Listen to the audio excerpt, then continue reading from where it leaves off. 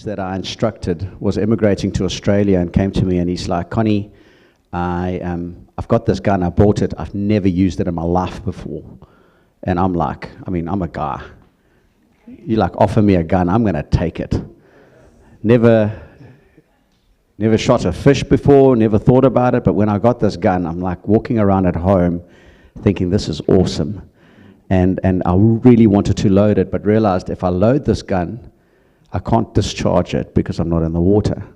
So on the first opportunity I got, I loaded the gun, I jumped into the water. Clive, the visibility was like this. I could not see anything in front of me.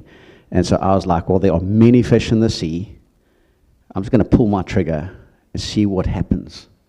And so I just pointed it into absolutely nothing, and I pulled that trigger. And my spear was empty. There's nothing on it.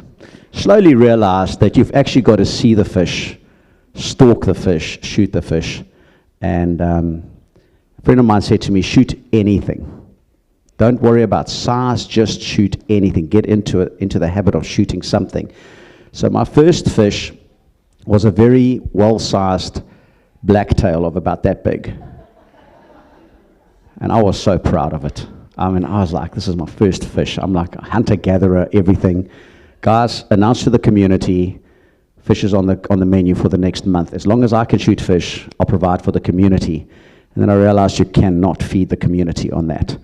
So I met up with a dive buddy who was what we call a rock robber, which means all he does is he looks for crayfish and he collects sinkers so that he can melt them for weights and that. So the extent of my diving was always in the shallower water. And on this one particular Friday, I went to go and drop our daughter off in Amanzimtoti. She was taking part in a competition called Dance in Your Doll. She's got some dance moves, which she got from me. And so she, I'll show you soon. And so I dropped her off, went home, swapped cars, packed all my gear into the car, went and picked my dive buddy up, and drove to Scottsboro, where we were going to dive. And walking along the beach, so we park on one side and the current is coming against us. So we walk downstream so that you can get in and then just swim with the current. We're lazy swimmers, all right? And so we're walking along, and I remember getting shin splints from trying to keep up with Chris, because he's got this like long stride like this, and I don't. So I'm like following this oak, like as best as I can, and I decided at one point, probably about 600 meters into the trip, there's no chance I'm walking back. I'm swimming back. So when we got to our entry point, Chris looks and he says, "Yo, Connie," he says, "these sets look big." And I was like, "Chris, we're both experienced. We can do this. Just get into the water, get behind backline, and then, we'll be fine. We're both experienced." You're only as experienced as you believe you are. And sometimes you're not as experienced as you need to be. But I believed I was experienced enough. So anyway, we both get into the water.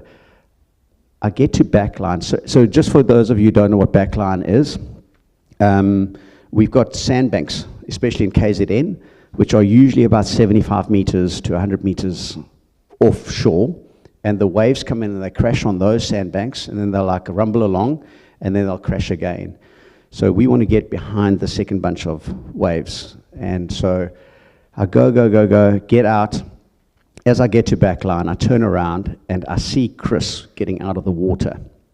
Now at that point, the current had already started pushing me.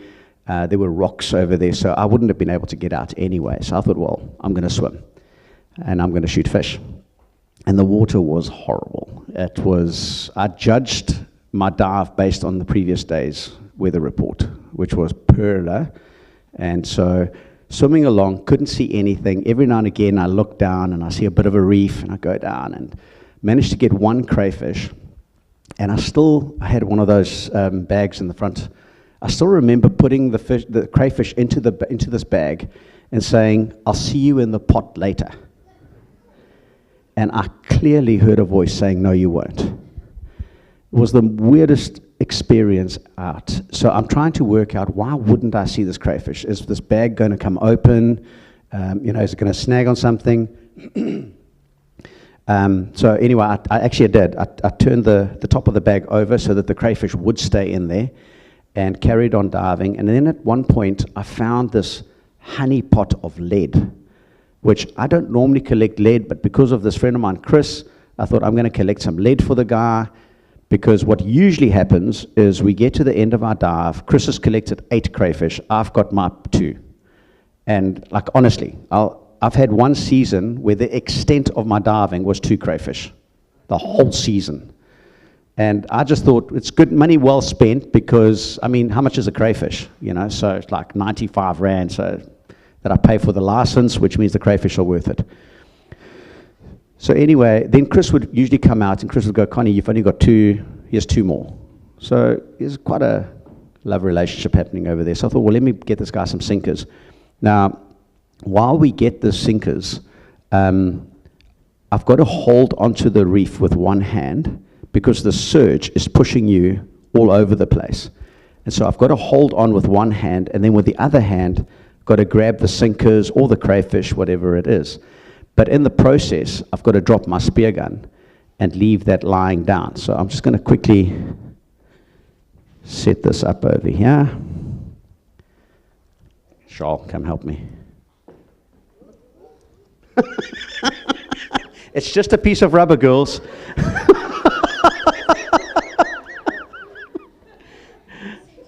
Can you just put the end of this onto there? There, this end, yeah. It's not loaded. So, yeah, cool. Thank you. Someone put this thing way too high for me. Okay, so what would happen is, thanks, Joel, that's cool. I would, sorry, I'm going to come across here. I'd leave the gun lying down like this, and then I'll dive. Now what happens is the float, do you know what this float is for? Anybody? For what? To find it. To find the float. No. It's so that your wife knows where you are. So this float will be pulled by the current, and the direction that the float pulls the current in is the same direction that the end of my gun goes to. So the current would be pulling my gun in this direction, which means the business end of the gun is pointing towards me, which is not a problem, normally. So I would always drop it, and because of the spear that's in the gun always sinks. The moment the spear is out, the gun floats. Who's never loaded a spear gun? I'm looking for a guy. Come, Josh, come load the gun for me. Hey? No, it's more fun without it. It's my boy.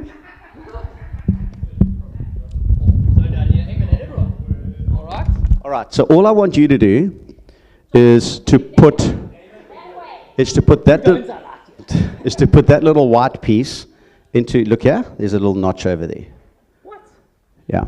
So you use this. Yeah. Hang on. Okay. Go, Josh. Come on, Josh. You can do whatever you want to. Go, Josh. Come on. Come on, boy. Come on, Josh. You're so close. Come on, Josh. Come on. Let's spur him on. Come on, Josh. Come on, Josh. Come on. Go, Josh. Defeated me. Clive, would you like to give it a go? Yeah.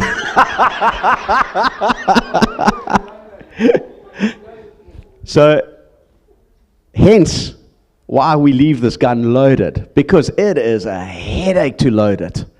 So when it's loaded, you don't unload it, because when the fish swims past, you've got to have it loaded. You can't quickly load the gun, say, wait, fish, just wait. So anyway, I'd dropped my gun, and unbeknownst to me, I was on backline.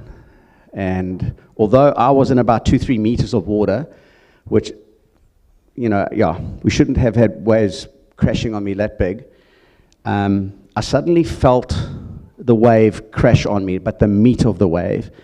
And at the same time, I felt something hit me in my head. And it was inside my head. So I look down into my mask, and I see blood in my mask. And I'm trying to, while I'm coming up from the bottom, I'm busy processing, how could this have happened? It could only be the spear that's gone off, but, did it nick me? Did it, what's all this blood doing in my mask and everything like that? And so when I got to the surface, I tried to take my mask off. So I've got my mask over here. I'll quickly show you guys. Just so that you know the gun is not loaded. Anybody out there? Jy weet mense. Right, so this is the mask that I had. And when the mask is on your face, there's a skirt that goes all the way around to stop the water from going into your face, into your nose and everything like that. The entry point for the spear was here on my cheek. So it actually came just under the glass, but it had pinned the mask onto my face. So I'm about 75 meters out, and I've got blood in I have got no vision. My mask is full of blood now, and I can't see where I'm going. So all I knew is I wanted to live. The thought of dying never crossed my mind. And so I started calling for help. It's like, help me. And I was raised Afrikaans as well, so I know that decent way to do it is to say please. So I said, help me, please. And from that moment until the time that the fisherman found me on the rocks 5 meters into the ocean, I don't have any recollection. But all I remember is this guy coming up behind me, and then I just heard a plethora of swear words coming out when he realized what was wrong with me. So he takes me off the rocks, and bearing in mind I'm blind, I can't see. My mask is, So I remember at one point he said to me, walk backwards. So he obviously thought, okay, this oak can walk, so he must walk with a thing in his head. And so I remember sitting down, and I'm just processing. I need to get this thing off my face because I don't want to snort what's in my mask. I don't want to drown in it. And so I say to them, can you guys please cut the mask off my face? And they were like, what do we do it with? I was like, I've got a dive knife. So he takes the dive knife off, and he cuts it, and they take the mask off. And then I hear someone saying, the lifeguards are here. So I was so grateful just to hear that. I am well aware that lifeguards are nowhere close to be equipped to deal with this kind of situation. But just the fact that there are people who kind of help to save people are going to be around. And then they said, the paramedics are here, and I was grateful for that. And so I said to the guys, listen, to the lifeguards, please cut my hoodie off my head, because although my wetsuit is incredibly important for the way in which we dive, because we get rolled over rocks, and you get blue bottles and jellyfish, and so and also obviously get cold. In a situation like that, it can become very claustrophobic. So I said to them, please just cut my hoodie off, which the lifeguard did. And then I said to the guys, and then the guys actually put the BP cuff over my wetsuit. And I was like, guys, you can cut my wetsuit, it's fine, So they cut the wetsuit. And then I heard someone saying, Connie, why don't you take your weight belt off? Because I still had my weight belt on with about 8 kgs on it. And I heard someone clearly saying, well, that he's been cutting everything else off, just cut the weight belt. But the weight belt was this is my second dive with this weight belt. I was like, it won't be necessary. So I undid my weight belt myself because I could see, I could hear, and I could talk. So I was fully compos mentis during all of this. And so I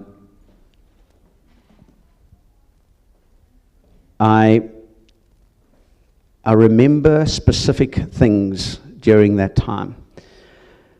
I remember hearing them saying that they can't get the angle grinder close enough, because what they'd been trying to do is to cut the spear shorter with bolt cutters. But the steel is high tensile steel, so you can't. I also work in theatre with surgeons, spine surgeons, and we cut 5.5 mil rods with a bolt cutter, a surgical bolt cutter. And you battle to hold that in your hand because of the vibration. So all I'm thinking is, when this thing snaps in my head, it's going to hurt. But every time they're trying to get the angle right, they don't realize it, but they're moving it inside my head. And I'm like, guys, please, that is just too sore. Yeah, Clive, I said, it's just too sore. So then I hear them saying, we can't get the angle grinder down, we've got 2 meters too short. And I said to them, do you want me to move? You know, I mean, I'm talking to these guys, and they're like, no, you stay right where you are. I had absolutely no clue what I was going through. And so they managed to get another 2 meters, and they managed to cut the spear shorter. A week later, I found the fisherman that had pulled me out, and I'd met him just before we got into the water. First time I met this guy, his name's Clive, and Chris, sorry. The reason I know it's Chris, because if you ever get lost in Umkamas and you greet someone, just say, are you Chris? And there's a 50% chance it's going to be Chris. That's that many Chris's in Umkamas. And so anyway, Chris had glasses that were like this thick. He can't see without those glasses. And he was wearing a hoodie as well, so he can't hear properly. And he said, all I saw was this arm movement, you know. And so I went there, I thought you'd caught a big fish, you needed me to help you get the fish off. So I said to him this, I said, Chris, I've got one question for you. One of the questions. Who helped you bring my stuff in? So he says, what do you mean your stuff? So I said, no, my gear. Can I just get someone to take the spear off of me? Thanks, Shaw. See, it's not loaded. So when this spear is in my head, and this is the length of the spear that was there, when I put my hand out, I can't reach the end of the spear. So I've got about 16 meters that I worked out on the day of stuff hanging at the end of the spear.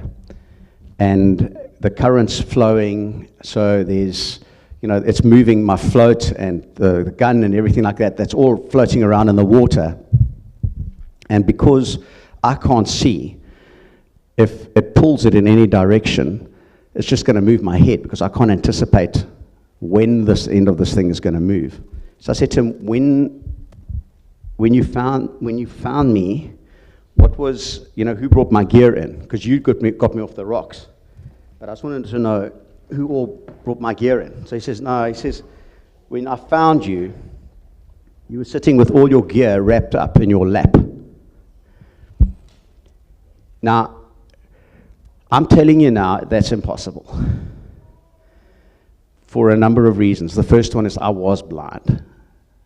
You'll see a picture now. You'll see how much blood there was lying in front of me that came from my mask. The second thing is I was wearing gloves, so I could never have felt the string. And the third one is I can't reach it. The end of my spear is out of reach. Kathy so it happened on the Friday morning. Kathy had a vision on the Friday night of an angel standing on my right-hand shoulder, and she saw the spear coming at my head, and all she saw was the angel nudge the spear. And every surgeon I've spoken to, medical professional, has said that the spear could not have chosen a more perfect trajectory through my head.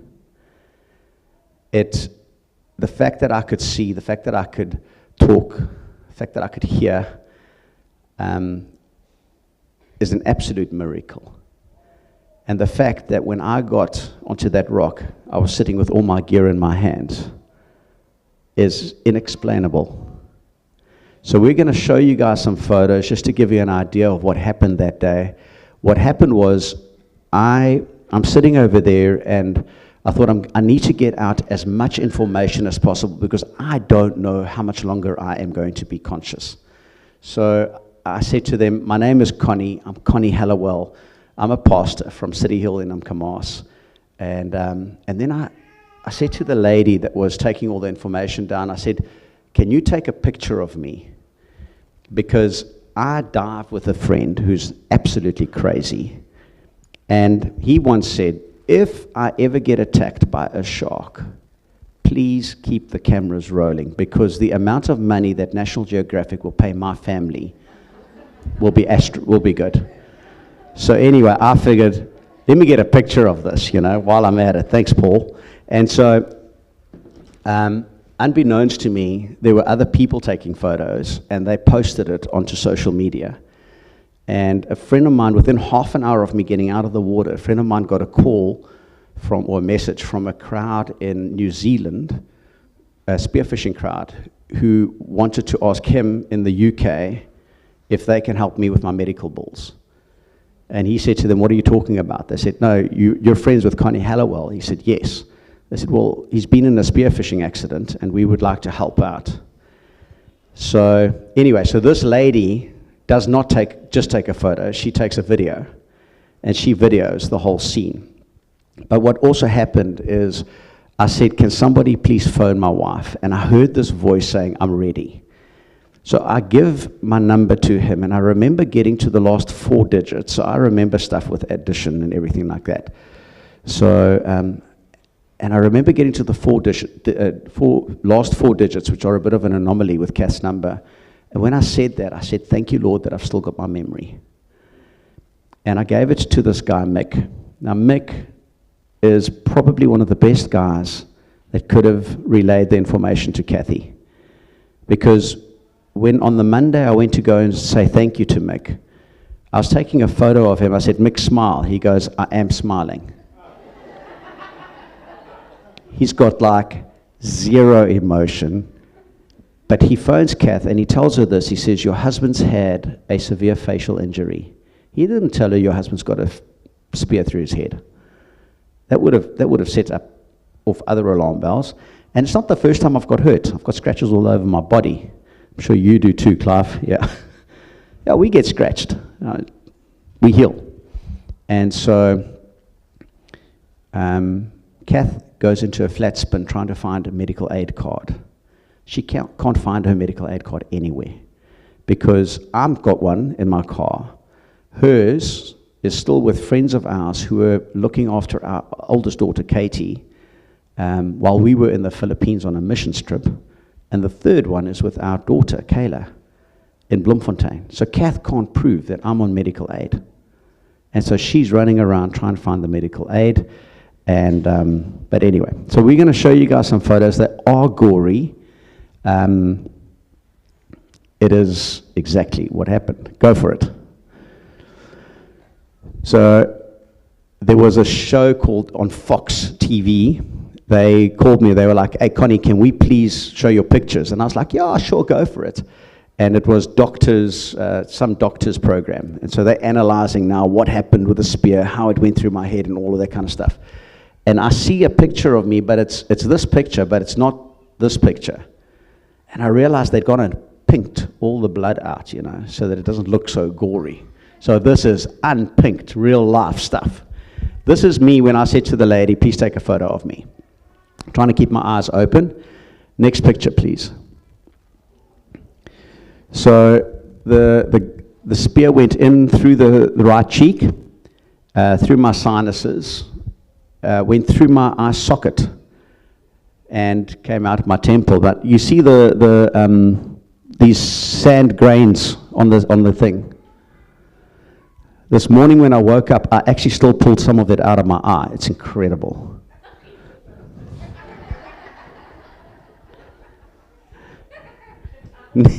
Yeah, you also did, yeah. All right. So the next picture will show you exactly where the spear came out. So you can see where the actual spear goes down here as well. It runs in there. This is the other grace of God, is the trajectory of the spear was so perfect that when I sat upright, the end of the spear rested gently on the sand. Isn't that incredible? It could have been at a different trajectory that when I put my head down, because I mean, this guy Chris, he was like, let me tell you something. My dive buddy Chris was nowhere to be found. He rocked up at our house with a car, gave the car to Kathy, turned around, ran off. Mom picked him up. I phoned him on Sunday. I was like, Chris, are you okay? He says, yeah, no, I'm fine. I'm back on my meds. Next picture, please.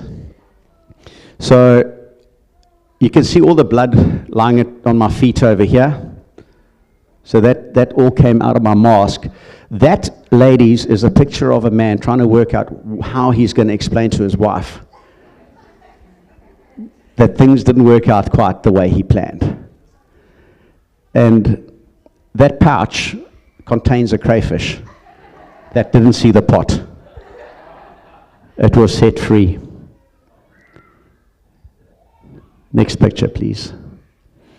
So one of the miracles that did happen is at the caravan park, there was a guy that runs the caravan park who used to run the top paramedic unit in Gauteng, the busiest paramedic unit in Gauteng, who has decided to keep his license. Every year he renews his license.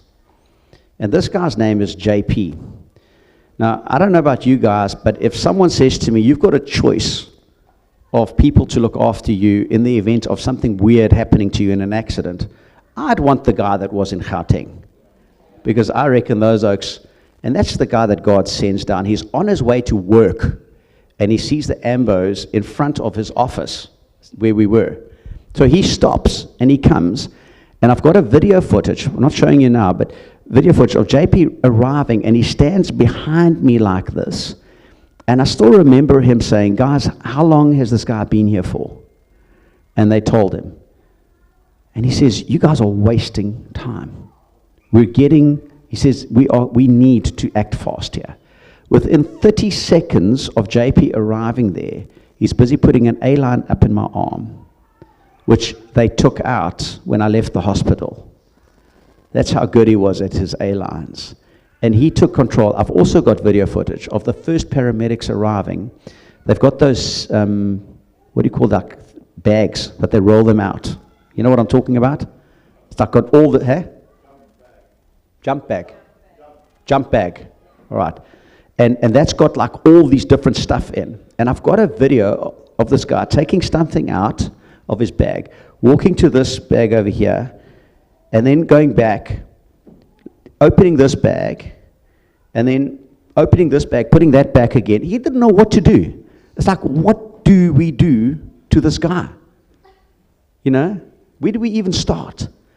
So JP arrives, and he's the guy that starts taking control. He's like, guys, we need an angle grinder. Who's got an angle grinder? There's a guy called Mark van Achtenberg who's there. And Mark says, I've got my truck here. JP's like, have you got an angle grinder? He says, yes. JP tells his guys, go and get extension cords, because we've got to run an extension cord from the closest building. Mark van Achtenberg was resuscitated by JP 6 years before my accident.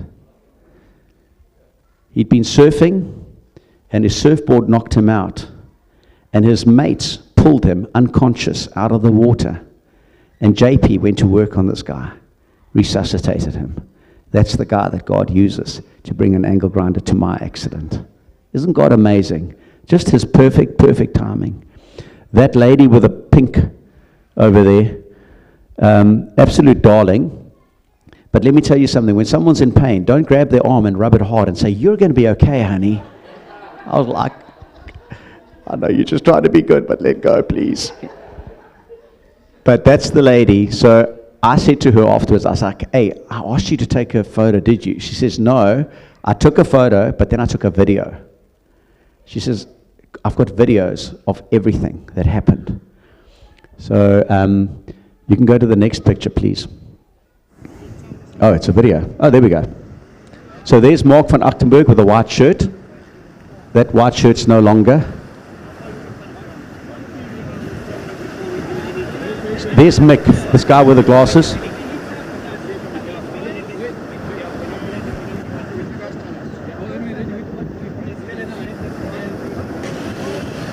And that guy over there is Marnus. I'll tell you a story about Marnus now.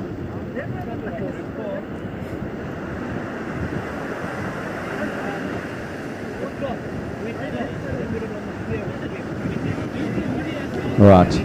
So here they've now arrived. I think they've arrived with the angle grinder.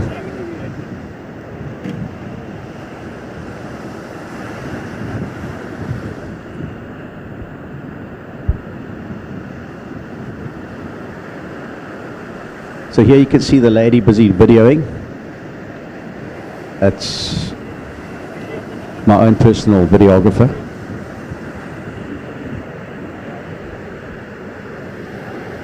That's the jump bag that the guys had open. All right, I think that's about enough. Thank you. You can go to the next picture. All right. One of the things that fascinated me was the fact that this thing had come out. You know, so I kept on just feeling, is it still there? And I want you to know that when I asked Shane Brett, the guy that owns Freedivers, I said to him, Shane, what is the velocity that spear comes out at? It's difficult to tell because you don't know how old the rubbers are. But he said to me this, he says, Connie, if you'd been holding the gun, the spear would probably have gone a lot further through your head. But because there was no one holding the gun, there was an equal and opposite reaction. So the spear went through. I also believe that this is the grace of God, is that the tip of that spear did come through.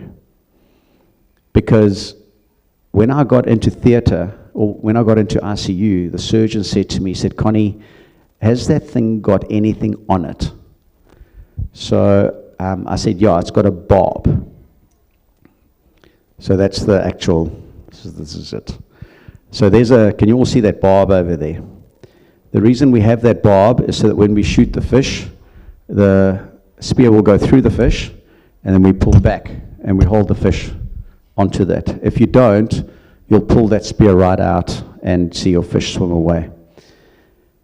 Happened to you a few times, Clive. Heart-wrenching. So this was lying behind my left eye, that thing over there. And so what he would have liked to do is to pull it back, because that would have done less damage. But because they couldn't do that, they had to push it further through. And I believe that because the tip of the spear was already through, it made the operation a lot easier. You want to go for the next picture, please? All right, so there's an ultrasound taken of the spear going through my head. For those of you who don't know how these things work, it looks like I've got a sword going through my head. If you just concentrate on this thin piece over here, that's the actual spear. This is what they call scatter. So when they do the scan, the metal reacts with the actual machine. And so it looks like it's a sword going through. And here you can see it ruptured my orbital socket on my left eye. So what the surgeon had to do is he had to repair it, because otherwise what happens is my eye actually drops into my socket. So he put some plastic in there, and Tupperware have thanked me for my support. Next picture, please. I think it's another one. There we go. All right. Next picture, please. There we go. Smiling. Yeah. Next picture, please. All right. So there's pretty much everyone over there. The story with Marnus is Marnus prayed for me. And And he said this to me on Monday when I saw him. He said, Connie, he says, I need to explain to you the journey that I've gone through. He said, my children no longer believe in prayer because we've been praying for people and nothing's happened to them. So when I prayed for you, I said, God, please hear my prayer. Please let this man live. And so it was his last day working at the coffee shop at Scotty's, and he'd come in with JP. This over here is Chris. That's the guy that pulled me off the rocks. Doesn't look like he wears a cape, does he? Simplest guy out. And yeah, you can go, there's guys rocking up with they had their extension and everything like that, putting that away. Next picture. I think that's a video. Yeah. All right. So I want you to pay attention. There's those rocks over there. That's where I was sitting, and the tide was going out at the time, so there was a lot more water that Chris had to get me through. Local newspapers already on the spot. And that's the blue building that they ran the extension from. All right. Next picture, please. All right. This is a picture of pain. That's Mick standing with the bolt cutters in his hand. Next picture, please. So here's what happens. Is I get loaded into an ambulance, and we're traveling, and I can hear the ambulance's bearings need to be changed, because all I can hear is this, and I'm like, okay, I need to talk to these guys about that. The other thing is, I can feel where we are because of the road. You know, we're going over a speed hump here, and while we're going along, I hear the paramedics discussing where they are going to take me. So we live in Umkomaas, which is south of Durban. It's about 45 km south of Durban. And so these guys are saying, no, we're either taking him to Umhlanga, which is a 40 to 45 minute drive for us, or we're going to take him to St. Anne's Hospital, which is an hour and 20 minutes drive for us. So I'm thinking of Kath, and here's the guy with the spear in his head thinking, I must just remember to ask them. Umhlanga would be better if you don't mind. So, and then I hear them say this, we're going to cordon the N2 off so that we can heli-vac Connie out of here. I'm lying over there, I'm going, this is so cool. Hang on, you're shaking, who's had a national freeway cordoned off for them? Come on, I have. I'm like, this is so cool. I'm like, I can't wait to tell my mates. So anyway, the ambulance stops and everything like that, and I get a chance to say to the guys, hey guys, if you don't mind, could you take me to Umhlanga, please? It'll just suit us a lot better. And they're like, yeah, okay, whatever. So then they decide that this little piece of metal is too long and they need to cut it shorter. So they grab bolt cutters again and they try to cut it shorter. And I'm like, guys, you can't do that. But at round about this time, I hear Kath. So she's eventually got to Scottborough, arrived after the ambulances had moved, and she's like, where's my husband? She phones Mick, where's Connie? He says, no, they've taken him. So she reckons the closest hospital is in Toti, Kingsway Hospital. She's going to go there. But she's got to put petrol in first. So she goes and puts petrol in first, and then drives. She gets to the Umgababa turnoff, and there are 3 ambulances parked on the side of the road. Kath's a nurse, so she pulls over and runs back to the ambulances, and unbeknownst to her, she was the second or third last car to be let out, to be let through before they cordoned it off. So she comes around and she says to the paramedic, she says, I'm looking for my husband, he's been in an accident. And the guy said, was it a diving accident? She says, yes. He says, he's here with us now. And so she walks around the corner, and all I hear her saying is, oh my goodness, oh my goodness. Her knees went weak. It wasn't the first time they've gone weak for me before, so I'm quite used to this happening. And I want to console her. So I said, Kath, I'm fine. fine. Don't worry. Everything's going to be okay. And this great woman of faith goes, you're not okay. Have you seen yourself? Which I clearly hadn't. But what she does do is, not this picture, this was on the beach, but she took a picture like this because she said to the paramedic, I need to take a photo of this because it's going to be a miracle. My husband's going to be okay. And he said, well, let me show you his stats. And so he shows me that my BP is doing fine. He says, your husband is actually stable. Then, because they wanted to cut the spear shorter, he dopes me. Now, I could see, I could hear, I could talk everything. And a month later, when I spoke to Conrad, he's this big German paramedic, I said, but thank you for what you did. I really appreciate it. But I've got a bone to pick with you. He's like, what? I said, I could see, I could hear, I could talk until just before I get into Airwolf, and you go and dope me. He's like, yeah, you were going on about wanting a window seat. So I was like, no, go to sleep. Next question, next picture. All right, so that month when I met Conrad, the surgeon calls me. Well, I go to say hello to him, and he's like, that's like he wants to see you. I was like, oh. I knew exactly why. Because my medical aid wasn't paying for it. My medical aid said they don't pay for dental surgery, and this was a maxillofacial surgeon, so they're not paying for it. So I sent them a photo to show them that it was not a dental injury, and I got a response within half an hour. I think the fastest Momentum's ever responded. Like, this is not... So anyway, but now they haven't paid the surgeon yet. So he's like, I need to talk to you. I was like, I know. You know, it's like going to the principal's office. So I walk in there, and he says, I need to talk to you. I was like, yes, I'm sorry, Dr. Lawler. I understand why you want to talk to me. He says, yeah, he says, because we took a video of the spear coming out. I was like, what? Like, I'm looking for all evidence. I'm looking for anything that these guys can give us. And this guy has actually got a video of the spear coming out.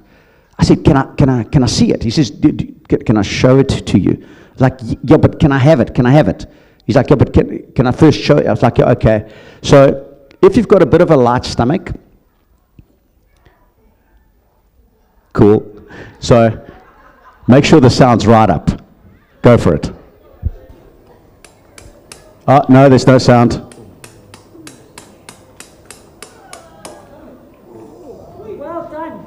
Oh my God, look there. Okay, Jesse, you need to do that again with sound, bud. Who can wash this shoe? There, Josh, go and save the day. This is much cooler with sound.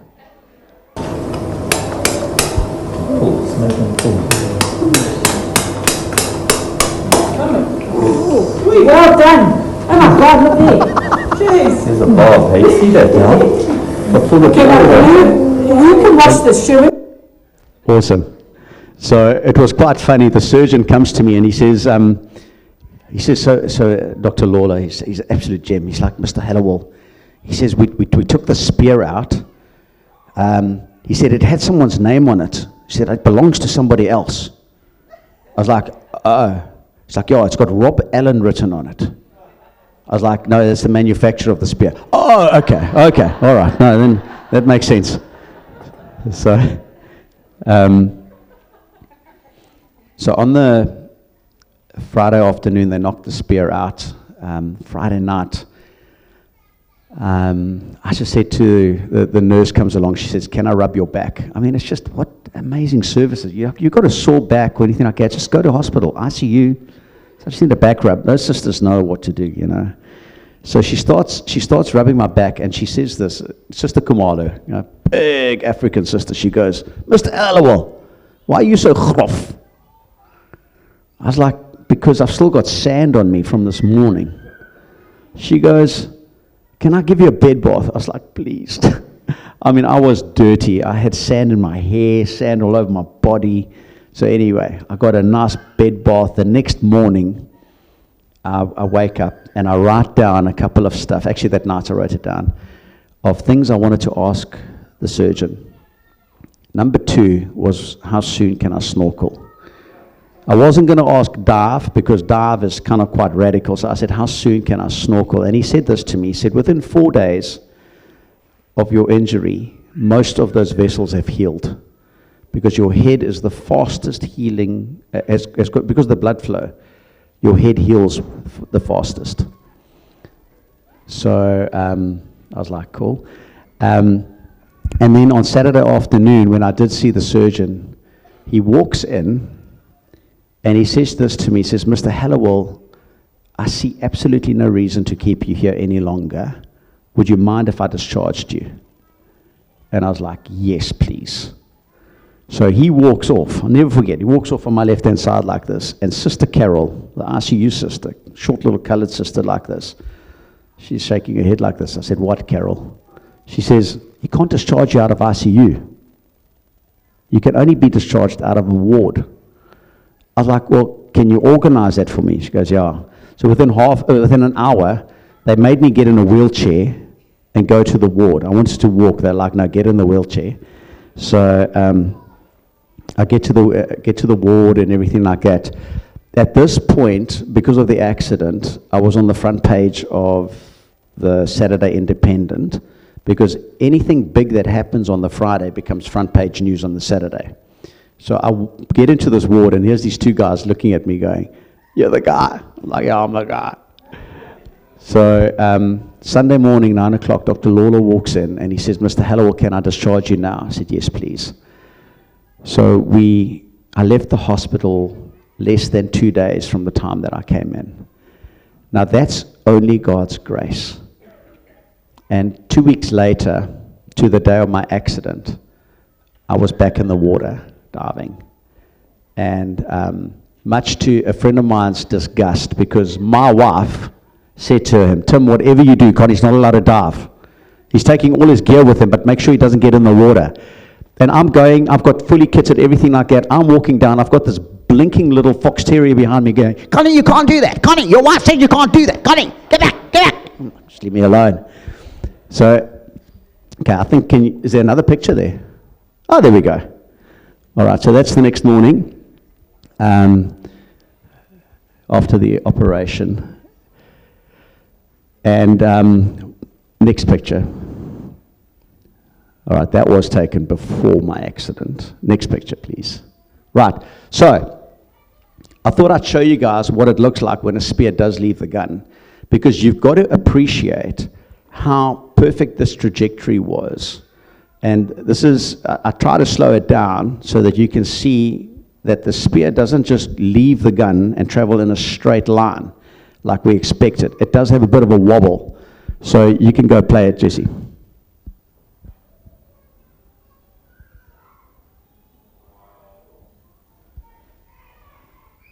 So that's, yeah, thank you, Jesse. You can go to the next picture, if there's one.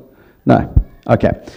So some of the things that I've learned in all of this is that things that we need in our lives are important.